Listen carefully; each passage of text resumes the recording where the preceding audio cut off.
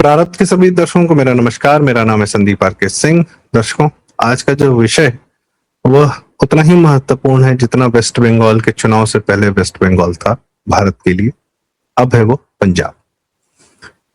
बड़ा सुखद हुआ है ये कि सतलज फिल्म आई, बैन हुई और अब जो है पंजाब के गली गली गांव गांव स्क्रीनिंग चल रही है उसकी। ये ठीक हुआ है, बहुत सही हुआ है।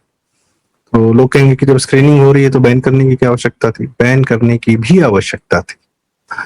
जिनका इंटेंशन था पीछे पता चला कि किस प्रकार से चोर दरवाजे से पंजाब में कौन सी आग लगाना चाह रहे हैं, और उसके लिए उन्होंने इस प्रकार से संगीत और इसका बहुत बढ़िया इस्तेमाल किया। ठीक, यदि बैन न होती तो फिर वैसे भी सब लोग देखते। हाँ देखते, पर वो घरों में देखते, अकेले देखते। आपको पता नहीं चल पाता कि इसके पीछे समर्थन करने वाला कौन खड़ा है, जो इलीगल तरीके से डाउनलोड करके अब इसको पुश कर रहा है, इसकी स्क्रीनिंग करवा रहा है। कम से कम वो चेहरे तो सामने आए कि किन को बहुत आग लगी है वापस से खालिस्तान हो जाने की, वापस से पंजाब को उसी दौर में पहुंचाने की।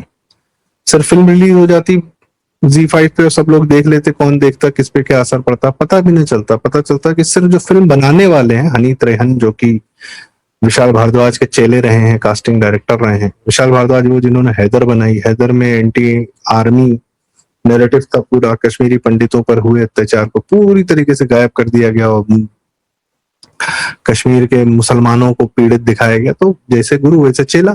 और विशाल भारद्वाज के गुरु गुलजार, आतंकवाद 95-96 में खत्म होने के तत्काल बाद वो एक ऐसी फिल्म बनाते हैं जिसमें फिर से वो पाकिस्तानी खालिस्तानी, हाँ वो कब दोनों बातें की है, पाकिस्तानी खालिस्तानी, उनको विक्टिम बताते हुए और पंजाब में आतंकवादियों को विक्टिम बताते हुए फिल्म बनाते हैं माचिस। तो गुरु चेला, फिर उनका चेला कर वही रहा है। पॉलिटिक्स ये क्योंकि ये काम अभी विशाल भारद्वाज का एक चेला पहले भी कर चुका है। उड़ता पंजाब बनाई थी 2016 में अकाली सरकार के खिलाफ। तो इस समय ये हो रहा है कि खालिस्तानी आंदोलन को आग दी जाए, हवा दी जाए। ऐसा बड़े साहब ने धुरंधर में भी कहा था, याद होगा आपको। तो बड़े साहब ISI के उस पे थे, पेरोल पे थे। तो ये प्लान इन लोग का आज से नहीं। और मैंने पाकिस्तानी खालिस्तानी क्यों बोला? क्योंकि खालिस्तान की आग सदैव पाकिस्तान के पैसे से लगी। अब वो आजकल पता चल रहा है कि पीछे से पैसा CIA से आ रहा था, जबकि जब पाकिस्तान कमजोर हुआ तो पता चला कि और जब पर्दा गिरा है पाकिस्तान नाम का, तो पता चल रहा है पीछे में असली दुश्मन कौन था। वो लंदन में बैठे हुए हैं, कनाडा में, ब्रिटेन, US में, इस प्रकार के लोग। Coming back to current condition. Current condition ये है कि पंजाब में और कई गुरुद्वारों में और इस तरीके से फिल्म दिखाई जा रही। क्या दिखाया जा रहा? ओ जी, पंजाब के साथ बड़ा अत्याचार हुआ जी। किसने किया ये अत्याचार? क्या अत्याचार हुआ? तो जी पुलिस ने उठा के बच्चे ले गए, हो जी बड़ा नुकसान कर दिया। अच्छा जी, तो सन 78 से 95 तक क्या हो रहा था? पुलिस को शौक तो था नहीं कि उठा के बच्चे जो जेल में ठूस रहे थे या मार रहे थे। KPS गिल जी की पुलिस ने यह काम तब शुरू किया जब आतंकवादियों ने पुलिस वालों के परिवारों को मारना शुरू किया, पुलिस वालों को धमकाने के लिए। कई सारे ऐसे इंसिडेंट्स हैं जहां पर पुलिस के परिवारों को या किसी पुलिस पर दबाव डालने के लिए पुलिस के परिवारों का किडनैपिंग हुआ। तो KPS गिल जी ने कहा, अच्छा जी अब तुम पुलिस के परिवार पर हाथ डालोगे? तो फिर आतंकवादी के जो समर्थक थे, बिग टिट फॉर टैट, सठे साठम समाचारित के अलावा और कोई तरीका ही नहीं था। कौन सा ऐसा प्रोसेस है कि आप आतंकवादी जो निहायत ही घटिया किस्म के लोग हैं, जिनमें किन शब्दों का इस्तेमाल करूं मैं, जिसमें दोगलापन और कट्टरता, क्रूरता, घटियापन, को फिल्म में डायलॉग था ना चाइना गेट में, मेरे से लड़ तो लोगे, मेरे जैसा कमीनापन कहां से लाओगे? तो उससे परिपूर्ण भरे हुए इन लोगों के साथ आप कैसे डील करोगे? इनके सहयोगी भी हैं, नहीं भी सहयोगी हैं तो किस प्रकार से लोग डरा धमका के लोगों से समर्थन लेते थे। कमिंग बैक टू दिस, कि जब पुलिस वालों के परिवारों को मारोगे तो तुम्हारे परिवार वाले कैसे बच जाएंगे भाई? मारने की बात नहीं है, फिर तो उनके परिवार वालों को भी उठा लिया गया कि तुम हमारा आदमी छोड़ो, तुम तुम्हारा आदमी छोड़ो, खत्म कहानी। कमिंग बैक, अच्छा करना क्या था आतंकवाद करके? भारत से एक हिस्सा अलग करना था। क्यों करना भारत से हिस्सा अलग? क्या मिला पाकिस्तानियों को हिस्सा अलग करके? क्या बना लिया बांग्लादेश इन्होंने? स्वर्ग बना दिया, जन्नत बना दी, क्या बना दिया? अच्छी खासी भूमि, अच्छा खासा समाज, हिंदू समाज, सिख समाज, सिंधी समाज, सबको उठा के मतलब जीते जी नर्क में, गर्त में भेज दिया। वही तो पंजाब के साथ भी करना चाह रहे थे। अब मेन बात है कि पंजाब के समाज का एक हिस्सा इनके साथ इन्वॉल्व है। आज के समय में ये जो फिल्म रिलीज कराई जा रही, अकाली भी लगे हुए हैं, कांग्रेसी भी, आम आदमी पार्टी तो खैर है ही विशुद्ध खालिस्तानी, सब लगे हुए हाँ दिखाओ दिखाओ जी पंजाब की जनता के साथ अत्याचार हुआ। तो पंजाब की हिंदू की जनता के साथ अत्याचार नहीं हुआ, वो भूल गए वो लोग। कितनी पुरानी बात है कि सन 78 से जो भिंडरावाले नाम का जहर छोड़ा कांग्रेस ने, और उसके बाद किस प्रकार से वो खुद भस्मासुर हो गया, और उसने फिर पंजाब के हिंदुओं के साथ क्या किया। लड़ाई थी पंथिक वोट की, अकाली और कांग्रेस के बीच की, ज्ञानी जैल सिंह और प्रकाश सिंह बादल के बीच की। मारा जा रहा है पंजाब का हिंदू, क्यों मारा तुमने? आज अगर पंजाब में वो हिंदू उठ के बोल रहा है कि भाई हम भी तो मारे गए, हमारी कथा कहाँ है, हमारी कहानी कहाँ, हमारा दुख दर्द पीड़ा कौन देखेगा, हमारे ह्यूमन राइट्स नहीं थे। और एक खालरा जिसपे ये सतलज बनाई, ये खुद एक पत्रिका भी छापता था, शायद रेडियो वगैरह भी चलाता था, जिसका नाम था खालिस्तान लिबरेशन ऑर्गेनाइजेशन करके बनाता था, जिसके फोटोज वीडियोस घूम रहे हैं। इसका असली सच तो सोशल मीडिया पे घूम रहा है, तुम दिखा लो जितना तुम्हें दिखाना है। बंगाल के हिंदू को लगा ना कि ये हमारे लिए डू और डाई सिचुएशन है, इस्लाम ने पूरी तरह कब्जा कर लिया है हम पर, और ममता बनर्जी के माध्यम से या उसके चेले चपाटों के माध्यम से बंगाल के हिंदुओं का जीना दूभर कर दिया है। अब वही पंजाब के हिंदुओं के साथ है, और उसमें सबसे बड़ी समस्या क्या है, पंजाब ड्रग्स का भी एक बहुत बड़ा अड्डा है। गुजरात नहीं है, राजस्थान नहीं है, मध्य प्रदेश नहीं है, हरियाणा उतना नहीं, उत्तर प्रदेश नहीं है, पंजाब ही क्यों है ड्रग्स का अड्डा? इतिहास है इनका। क्यों? क्योंकि इनको अपने साथ, जो विराथू जी ने कहा था कि आप कुछ भी कर सकते हैं, पागल कुत्ते के साथ सो नहीं सकते, या पागल कुत्ते को अपने बगल में सुला नहीं सकते। जिसने इसने पागल कुत्तों को अपने बगल में सुलाया है, उनका क्या हल हुआ, उन समाजों का क्या हल हुआ है? 500 साल पुराना, जब सेकुलरिज्म नाम का स नहीं था, तब जो है मक्का जाया जाता था कि ओ जी इस्लाम से तो हमारा बड़ा प्यारा नाता है। 500 साल पहले तलवार कब उठानी पड़ी? जब 10वें गुरु श्री गुरु गोविंद सिंह साहब, भगवान श्री गुरु गोविंद सिंह जी, उन्होंने तलवार उठाई। तब तक किसी ने तलवार नहीं उठाई। तब तक वो जी आओ रहो आराम से, वो जी आ जाओ कोई दिक्कत नहीं, वो जी हमला कर रहे हो तो कोई बात नहीं, वो जी लूट रहे हो तो कोई बात नहीं, आओ जाओ कोई बात नहीं। कोई राजा नहीं, कोई नेतृत्व नहीं। 300-400 साल तक एक समाज का कोई नेतृत्व नहीं है कि उठा के तलवार से लड़े कि हटो यहाँ से, भागो यहाँ से, तुम लोग क्या कर रहे हो, हमारे पर, हमारे समाज को, हमारी सभ्यता को कैसे खा सकते हो। इतनी अकल तो बप्पा रावल जी के बच्चे थे वो, जब वो राजस्थान से निकले और अरबियों को खदेड़ दिया और ईरान तक अपनी चौकियां बनाई और इंश्योर किया कि इधर नहीं आएंगे। और उन्हीं लोगों से सीखते सीखते महाराणा सांगा, महाराणा प्रताप राजस्थान को तो इस्लामिक नहीं कर पाए। आते तो उधर भी थे, तो चाह के इधर से भी नहीं कर पाए, न पश्चिम से कर पाए न पूरब से कर पाए। पूरब मतलब दिल्ली से। आप ही कैसे छोड़ा है अपनी जमीन। खैर, कमिंग बैक टू दिस, यही व्यवहार है जो आज दिखाए, ये सतलज दिखा के कह रहे हैं ना, जो 7.5 हमारे साथ तो बड़ा अत्याचार, तुम्हारे साथ तो अत्याचार। अब 47 की बात बाद में करूंगा। वही गुरु गोविंद सिंह जी ने, चलिए, उन्होंने तलवार उठाई, जब हिम्मत की तो आपकी सभ्यता को बचाया, एक नई दिशा दी, एक नई दशा दी, बताया कि आप कौन है, आपको समझाया कि आप कौन है। आप हिंदुओं के वीर पुत्र हैं, आप क्षत्रिय, आप उठिए, मारिए, माँ का आह्वान कीजिए, शक्ति का आह्वान कीजिए, राम जी का आह्वान कीजिए, और अपने दुश्मनों और ये जो अधर्मी हैं इनको निपटाइए। क्योंकि उनका अधर्म तो दिख ही गया था जब गुरु तेग बहादुर सिंह जी के साथ बहुत अत्याचार।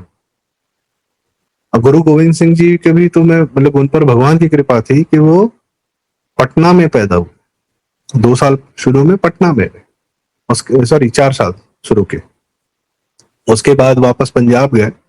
तो फिर पंजाब भी ज्यादा दिन नहीं रहे, फिर हिमाचल के शिवालिक रेंज में चले गए। वहां पर पहाड़ों पर जाकर, मतलब उस तरफ उनका जो लालन पालन हुआ, वहां उनकी स्कूलिंग हुई, और फिर वहां पर उन्होंने देखा कश्मीरी हिंदुओं के साथ क्या अत्याचार।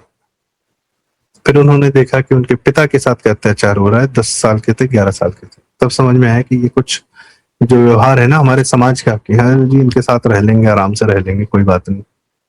क्योंकि तब तक पंजाब, जो पूरा पंजाब था, जो आज पाकिस्तान में भी है, वह मुसलमान हो चुका था काफी हद तक।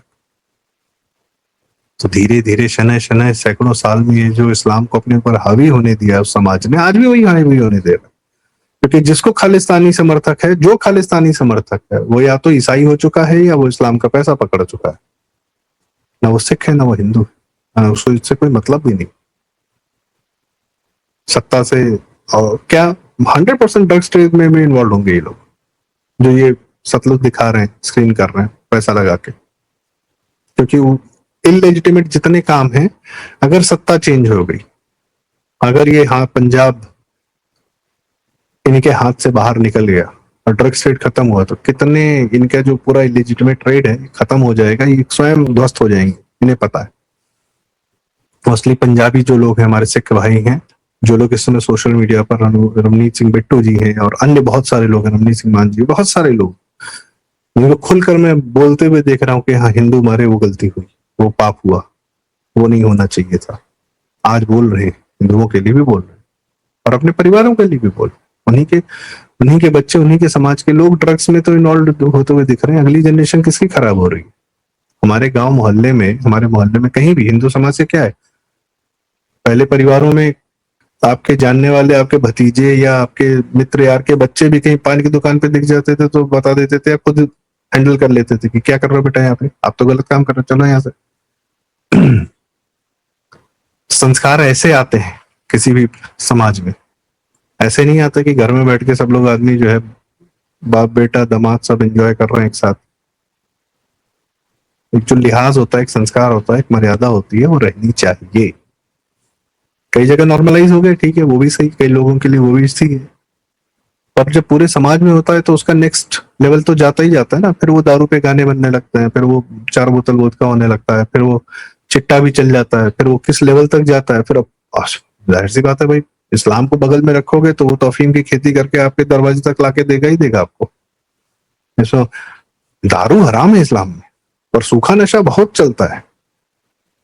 कश्मीर में सूखा नशा चलता है, अफगानिस्तान में चलता है, पाकिस्तान में चलता है, खूब सूखा नशा करते हैं लोग। तो क्या, कमिंग बैक टू दिस की किस प्रकार के समाज के साथ आप रहते हैं या रहना चाहते हैं, उससे आपके समाज पर प्रभाव पड़ता है। जिसने यह देखा कि इस्लाम के साथ हमने जीना सीख लिया, तो उसका 47 में क्या हुआ? 47 में इस्लाम ने आक्रमण फिर से किया आप पर। उसको बंटवारा बोलते हैं, कोई बंटवारा नहीं था, इस्लामिक आक्रमण था। आपको 3/4 भूमि छोड़कर भागना पड़ा।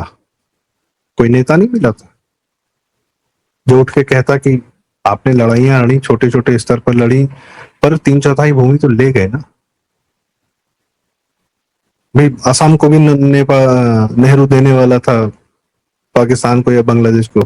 बोरदोलोई जी उठे ना, खड़े हुए कि नहीं ये नहीं होगा।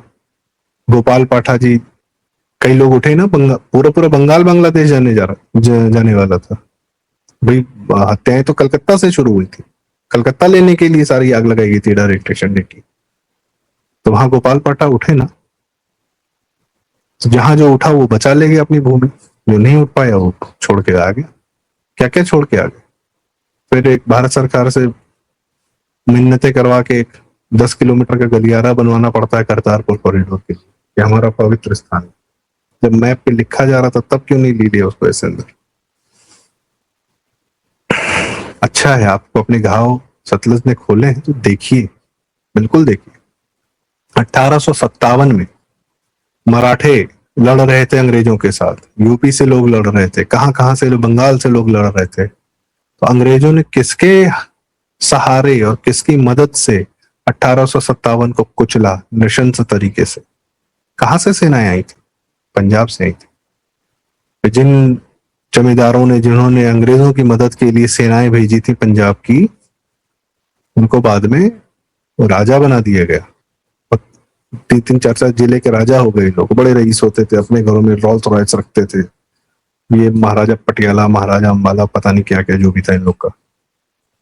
भारत को कुचलने के लिए, जब भारत में पूरे भारत को स्वतंत्र कराने के लिए, अंग्रेज तो साफ दिख रहा था कि वह विदेशी है, वो लूट रहा है, उसका सहयोग करने की क्या आवश्यकता थी, पर किया आप लोगों ने। आज वही अंग्रेज आपको खालिस्तानी बना दिया जा रहा है पाकिस्तान, और आपकी भूमि भी ले गए 47 में। तो विदेशियों को जितना सहयोग करने का ये जो चरित्र है, अपनी भूमि को छोड़ने का जो चरित्र है, छोड़ के चले जाना है जी, कनाडा चले जाना है, लंदन चले जाना है, यूएस चले जाना है। ए मुल्क ता नरक है, ओ मुल्क ता स्वर्ग है, ये डायलॉग दिए जाते हैं पंजाब में। उसके बाद चलो थोड़ा बहुत बचा, फिर भारत भूमि के अंदर आए। एक तो ये बड़ा जो अजीबो गरीब मिथ है ना कि वो जी साडा कल्चर, साडा, हम भारत से ऊपर है। नहीं जी, आप भारत के अंदर रहते हो, हिंदू समाज के अंदर रहते हो, तब आपकी सभ्यताएं पल्लवित होती हैं, पुष्पित होती हैं, बढ़ती हैं, उनका विकास होता है। पूरे भारत में गली गली में घर, हर 5 किलोमीटर, 10 किलोमीटर, 50-100 किलोमीटर पर जो सभ्यताएं हैं, अलग अलग, अलग बानी, अलग खाना, अलग खान पान, अलग कपड़े, सबके अपने रिच साहित्य। किसके को, किस समाज के अंदर पनपे आप? जब आप हिंदू समाज के रहे तब। इस्लाम ने तो कश्मीर को आज पूरा बुर्का पहना दिया है, ईरानियन बनाए जा रहे हैं वहां पे। फेरन कश्मीर की कली में जो शर्मिला टैगोर पहन के घूमती थी, वो कपड़े आपको ढूंढे नहीं मिलेंगे आज के समय में। पूरा कल्चर खा गए, कोई सभ्यता नहीं है इनकी। बर्बरों के साथ आप समझेंगे क्या कोई सभ्यता बच जाएगी? नहीं बचेगी। जो सभ्यता बचती है, रही है, वो सिर्फ और सिर्फ हिंदू समाज के अंदर होने से ही रहती है। उसी बात को भगवान श्री गुरु गोविंद सिंह ने समझा और आपको भी समझाने का प्रयास किया। आप अपने समाज में ऐसे लोगों को बिल्कुल हावी ना होने दें जो उनकी दिशा छोड़कर इस्लाम की राह पकड़ ले। बहुत सारे हैं। खैर, अच्छा है पंजाब का हिंदू इस समय बात कर रहा है, पंजाब का सिख, असल सिख है वो बात कर रहा है, खालिस्तानी सिख विख नहीं है। सिर्फ चोला ओढ़े हुए हैं, बाकी सिख नहीं है। सब नियत से, कर्म से मुसलमान, नहीं तो ईसाई। आजकल तो ईसाई भी हो गए। खालिस्तानियों को सिख मत कहिएगा कभी। सिख हमारे हैं जो कह रहे हैं, हम ही सिख हैं जो लड़ रहे हैं इनसे और अपने समाज। और इस बार डू और डाई है। भगवंत मान जैसे पियक्कड़ को अपना सीएम बना लिया आपने, मतलब अपने समाज को। हमने उत्तर प्रदेश, बिहार ने भी अपने आप को सुधार लिया भाई, बंगाल ने भी अपने आप को सुधार लिया। आपकी बारी। बहुत अच्छा हुआ, सतलज के नाम पे जो कंट्रोवर्सी, बहुत बढ़िया हुआ। घाव जो छिपाया गया जा रहा था, बैन हुआ। बैन करने के बाद जो इलीगली दिखा रहा है, बहुत सही। नोटिस करिए कौन है इसके साथ, कौन खड़ा है, क्यों खड़ा है, पर्पस क्या है। बनाने वाले तो जो है ही हैं, दिखाने वाले कौन है। और इस बार हिंदू ये जानिए कि पंजाब आपका है। अब आप भी खड़े होइए, आप भी दिखाइए। ये पंजाब इन खालिस्तानियों के हाथ से निकालना है, दिस वे दैट वे, चाहे जैसे। और इस ड्रग कल्चर को भी खत्म करना। तो आपको जिसमें विश्वास हो उस पर अगाध विश्वास करके आगे बढ़िए। पंजाब को भी बचना है। डू और डाई आपका भी। तो इसी के साथ आज की चर्चा का समापन। दर्शकों, आपको ये विचार कैसे लगे, आप अपने कमेंट्स में अपनी राय में जरूर बताएं। कृपया वीडियो लाइक करें, शेयर करें। यदि उचित लगे चैनल जरूर सब्सक्राइब करें। प्रारब्ध। बहुत धन्यवाद। नमस्कार। जय श्री राम।